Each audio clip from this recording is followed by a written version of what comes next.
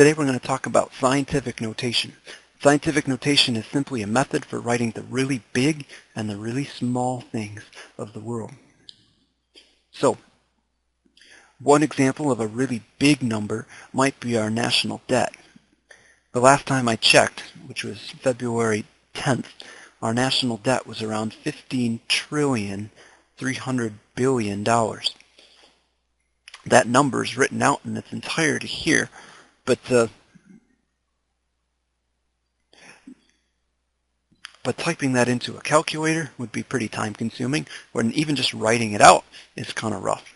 And so one way of writing that is to use scientific notation. That is to write the number as 1.53 times 10 to the 13th power. Notice briefly that if you move this decimal spot over 3, 6, 9, 12, 13 places, that's how we ended up with the 1.53 and with the power of 13. On the opposite side of the spectrum, a bacteria is an extremely small object, something that's measured in not meters, but technically in micrometers. And if we wrote that number out, that's 0.000001, and it's hard to think about that because maybe we said the wrong number of zeros, or maybe we lost count as we were listening, and so for purposes like that, we tend to write this sort of a number in scientific notation. That would be written as 1 times 10 to the negative 6th meters. And again, if you notice, if I move this exponent over, this decimal place over 1, 2, 3, 4, 5, 6 places, I get 1 point something times 10 to the negative 6th. So, in general, scientific notation is any number that's written in this specific format. A c, some sort of coefficient, times 10 raised to a power. That c is often called the coefficient, or sometimes the significand.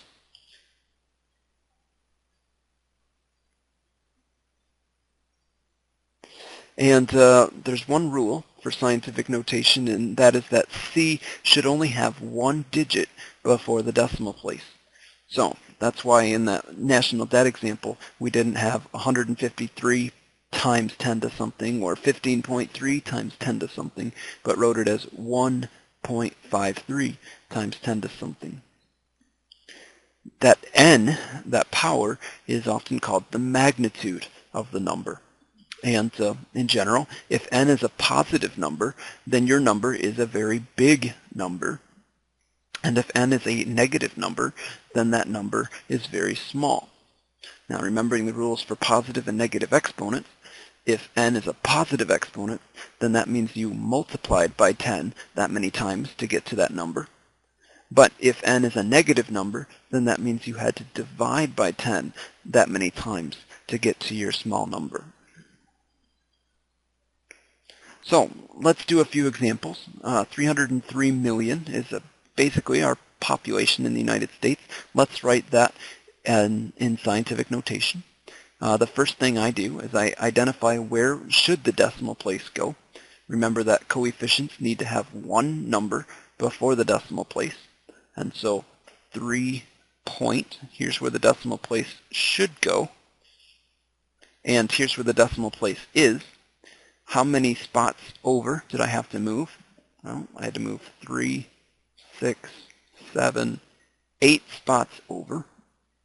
And so the power that I'm going to use is going to be an 8.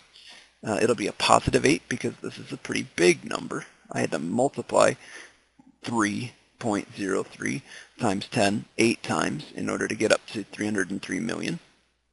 And then the significand, or the coefficient, is going to be 3 point, and we could write as many digits as we want. We could write 0.03000000, but all these zeros are kind of irrelevant. We don't need to write them, and so we would probably stop when we got to our last non-zero digit here and write 3.03 times 10 to the 8th.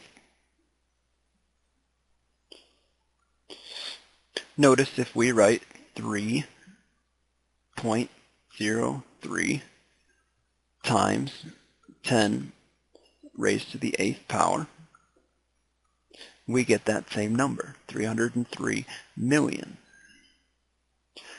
Well, I've got the calculator out. I'd like to show you another thing. A lot of times calculators will use this E symbol to represent their notation. And so you may see an answer that looks like this.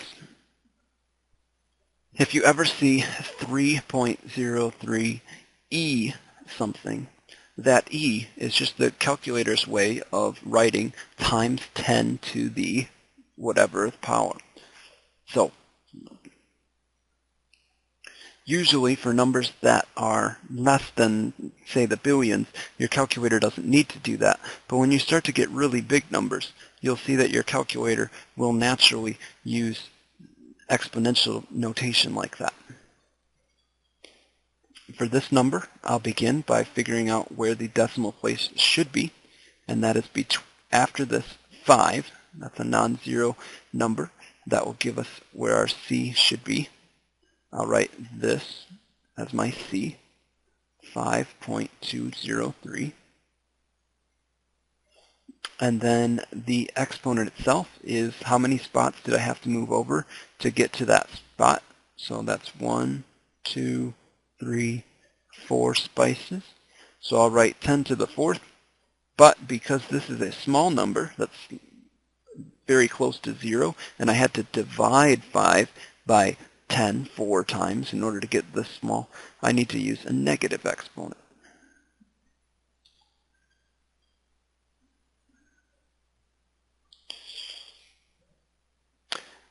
The reverse operation is relatively easy as well to do this. I usually start by writing out the significand without a decimal place. So 8,254, and then times 10 to the 7th means that since 7 is a positive number, this is a really big number, and so I'm going to move the decimal place in such a way that I get a really big number, and that is to move it over 7 places to the right. I moved it over 3 spaces, and that got me to the end of our significand, and then I had 4 more spaces to go, and so I'm going to add 4 zeros to the end of my number. And so my final answer is, if I put these in groups of 3, 82,540,000. When you've got a really small number, you can do the same thing. 3, 3, 4 will be the end of our number, and then this decimal space has to move over 8 spaces. A lot of kids make the mistake of adding 8 zeros, 1, 2, 3, 4, 5, 6, 7, because it says 8 here. They forget that we've moved over 1 spot to get to the beginning of this number, and then we had to move over 7 more, and so we really need to add 7 zeros at the beginning of this number. 1, 2, 3, 4, 5, 6, 7, and then our decimal point. And then most people will add another 0 at the beginning, 0 point something, to indicate that this is the number that's less than 1. Unfortunately, there's no way of doing commas or anything like that for really small numbers, and so for that reason I think scientific notation is even more important for the really tiny things of the world than for the big. Now when you're doing calculations using scientific notation, one thing you can do is simply type it in your calculator. I'll often do that if the numbers are easy and I've got one with me. But if you don't have a calculator with you, then you can still do the calculation. To do that, multiply or divide or do whatever's asked for the coefficients, and then add or subtract the powers of 10. And a lot of times you'll have to make an adjustment because your C will end up being either too big or too small.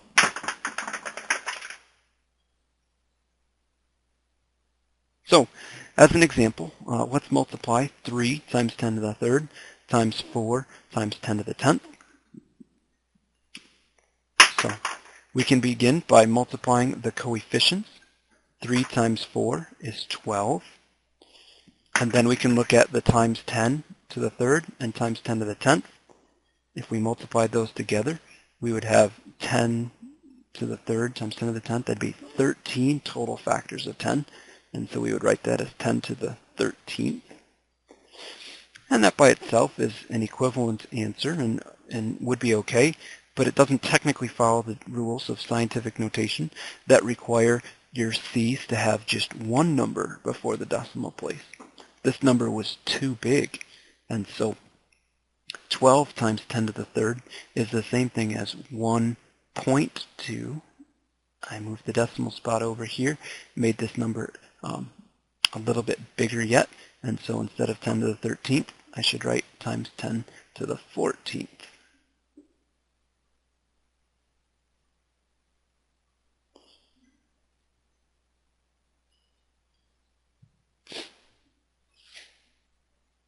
Now, in the real world, we'll often move this number to the closest power of 3. In the real world, we'll move this to the closest multiple of 3. So I'd probably maybe go the other direction and write this as 120 times 10 to the 12th, because we have words for the powers of 10 that are multiples of 3. 10 to the third, for instance, is thousands. 10 to the 6th is millions. 10 to the 9 is billions. And 10 to the 12th is trillions. And so this number could also be written as 120 trillion. But technically, scientific notation is 1.2 times 10 to the 14th. For division, we can divide the significand. 2 divided by 8 is 1/4, or 0.25. And then if we look at our powers of 10, we've got 10 to the 5th times 10 to the negative, or 10 to the 5th divided by 10 to the negative 7th. This would be useful to see written out. Notice these negative exponents are in the denominator. They could be rewritten up in the top, or we could use the subtracting rule that 5 minus negative 7. It's the same thing as adding 7. Either way, the power of our answer is going to be times 10 to the 12th, positive 12. That might make a little more sense if you think about what's going on. If you divide by what is really a very tiny number, when you divide by a tiny number, you end up with a very big number as your answer.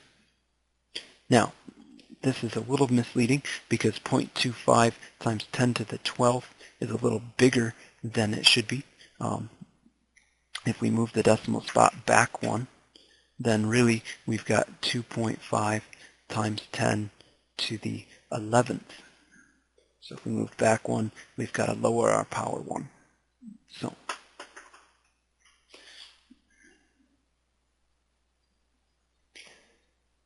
let's end with a practical example of using scientific notation.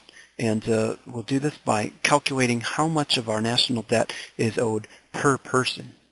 To do this, we'll take our national debt, which is $15.3 trillion at the time of this video, and divide that by our population, which is approximately 303 million.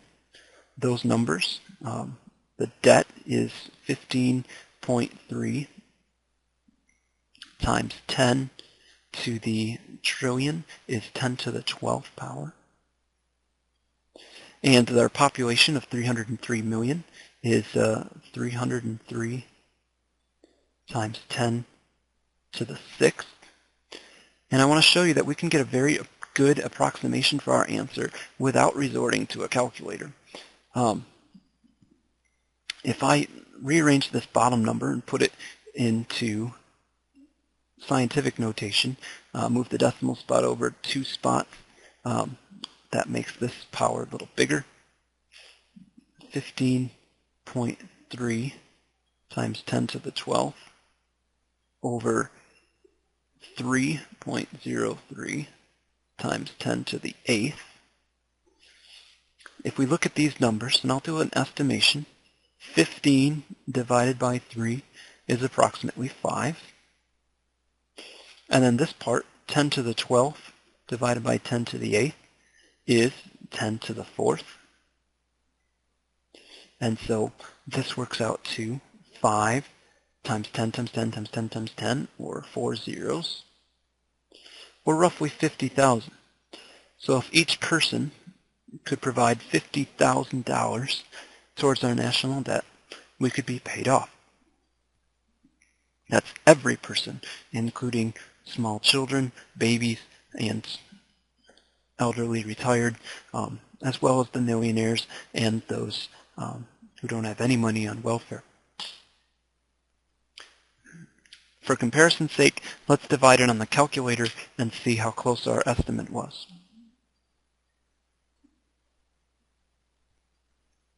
So, if we type this into our calculator, we get 15.3 times 10 raised to the 12th power, and divide that by 303 million, so 303 times 10 raised to the 6th power.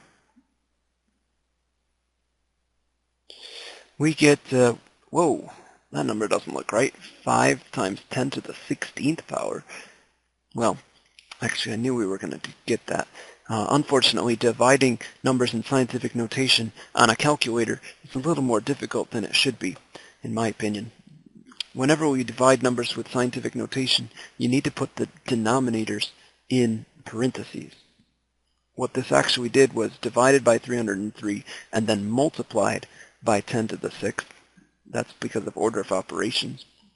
And what we really wanted it to do was take 303 times 10 to the 6th and do that first, and then divide by that answer. So, to change that, I'll just hit second enter and bring that calculation up again. And I'll insert some parentheses. And now when we hit enter, we get an answer very similar to what we had gotten, $50,495, as opposed to $50,000. A pretty good estimate in my opinion. I do want to show you that if we use the E notation, we can type this in without parentheses, 15.3, and then hit second E and 12. That means times 10 to the 12th power. And if we divide by 303 second EE and raised to the 6th power, notice here I got our final answer without using parentheses.